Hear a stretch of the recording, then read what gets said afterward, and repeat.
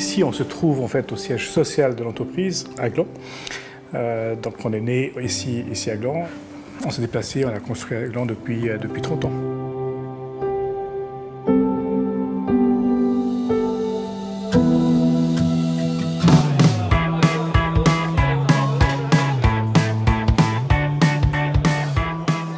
C'est un pub.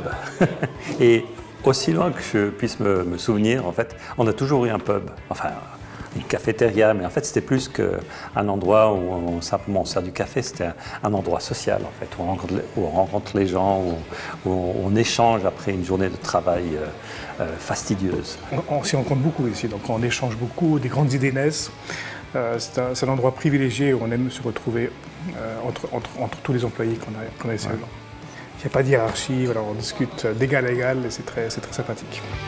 D'abord, c'est une entreprise jeune, hein, dans la moyenne d'âge ici est très jeune aussi. Je crois que c'est 32.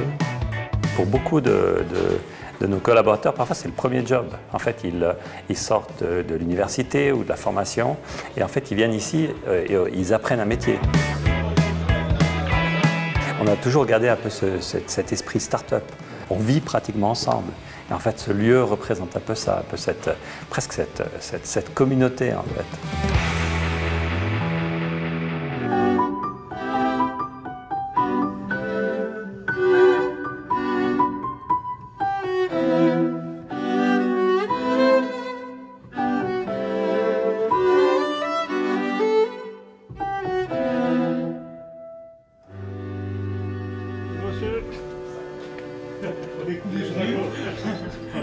Bonjour, enchanté.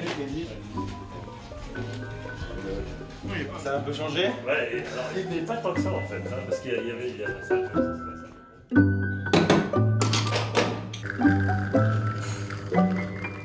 Alors on est au chemin du Ruté, à Gland. Donc c'était vraiment les tout premiers locaux. On cherchait un endroit évidemment pas cher pour s'installer et on avait trouvé dans une annonce en fait, on avait trouvé ce local qui était un dépôt de peinture avant qu'on occupe les lieux. Donc on a passé des nuits entières, on faisait beaucoup de nuits blanches et Paolo en fait il avait deux fonctions. Il était, en plus d'être développeur, il était aussi téléphoniste. Et donc c'est lui qui répondait au téléphone. Et puis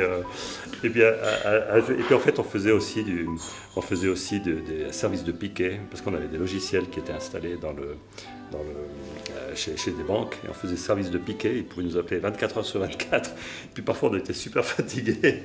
Et puis un jour à Vata, quelqu'un téléphone et puis il dit voilà j'aimerais parler à Paolo Buzzi. Et puis là, il dit écoutez, je suis pas là. Et là, on s'est dit ok, il nous faut une assistante pour répondre au téléphone. Voilà, c'est un peu un retour en arrière, 30 ans, 32 ans en arrière. Donc bien sûr, c'est un coup d'émotion. Il y a plein de souvenirs qui se mélangent dans la tête. Il y a des bons souvenirs, des moments difficiles, des moments extraordinaires.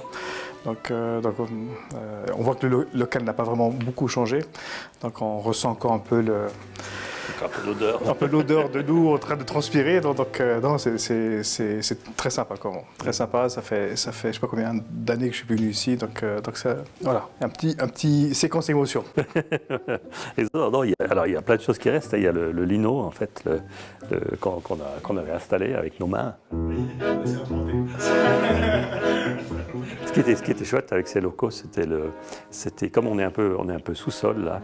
En fait, il faisait toujours assez climatisé. Même en été, c'était assez agréable. C'est juste, c'est juste. Un peu froid en hiver. Hein. On faisait une réunion sur la rampe là, à l'extérieur, avec des grands débats, des grands débats d'idées. Alors évidemment, les clients ne venaient pas chez nous, donc on allait chez les clients, quoi. Donc, parce qu'évidemment, s'ils venaient ici, ça faisait un peu bizarre pour une entreprise qui pouvait gérer un service de piquet.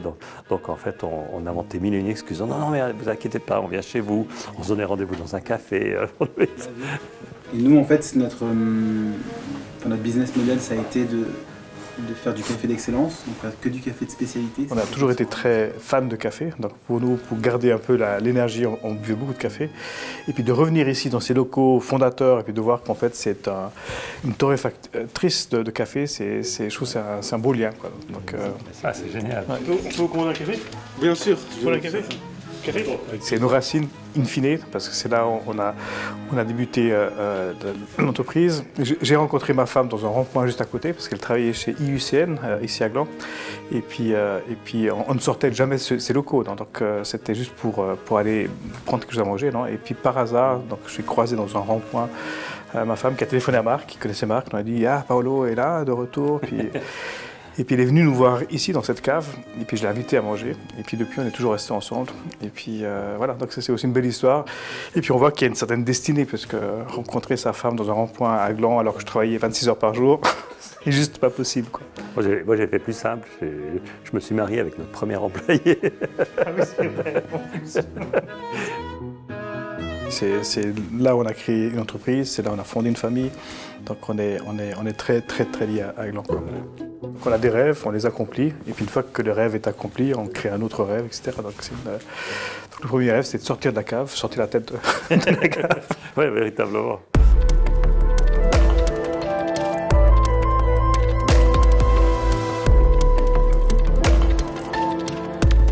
Et après, on a décidé de sortir un peu du dépôt de peinture et on a construit ces deux magnifiques bâtiments derrière. Aujourd'hui, on a à peu près 700 employés qui sont ici à Gland et on est fiers d'être ici, quoi.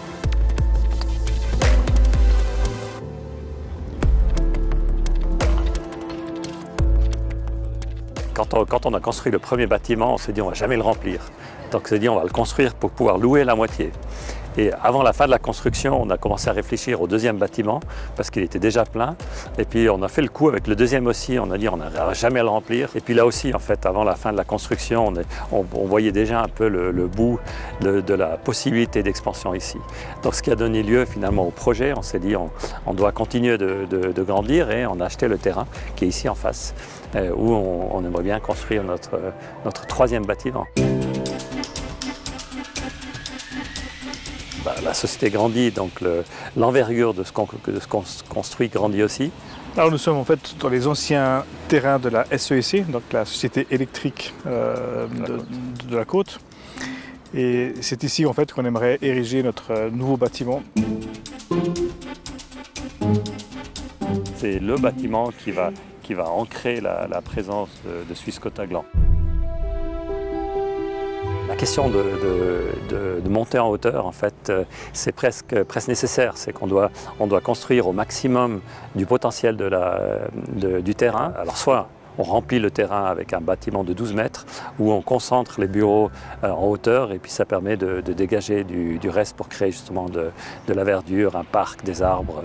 La richesse de Swissquote, c'est nos employés, quelque part. Donc c'est la plus grande richesse qu'on a, puis on a essayé de les soigner, donc de mettre dans un environnement qui soit sympathique, qui soit inspirant.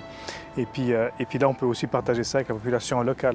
Il faut savoir qu'on a aussi une centaine d'employés qui habitent à Gland, donc qui sont ici localement, non, qui pourront bénéficier du parc aussi après les heures de travail.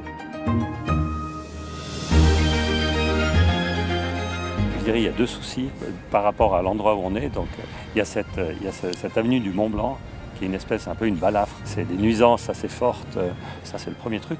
Et le deuxième truc, c'est quand on est au sud de la gare de Gland, en fait, aller vers la gare n'est pas facile quand on a un vélo. Donc on a un premier projet, c'est de couvrir l'avenue du Mont Blanc. Donc la partie sud, couvrir, ça veut dire vraiment faire un tunnel, puis ensuite étendre le parc de 5000 m² supplémentaires. Donc en fait, ça fera du coup un parc de 8000 m² qui sera aussi évidemment ouvert au public pour créer de la mobilité.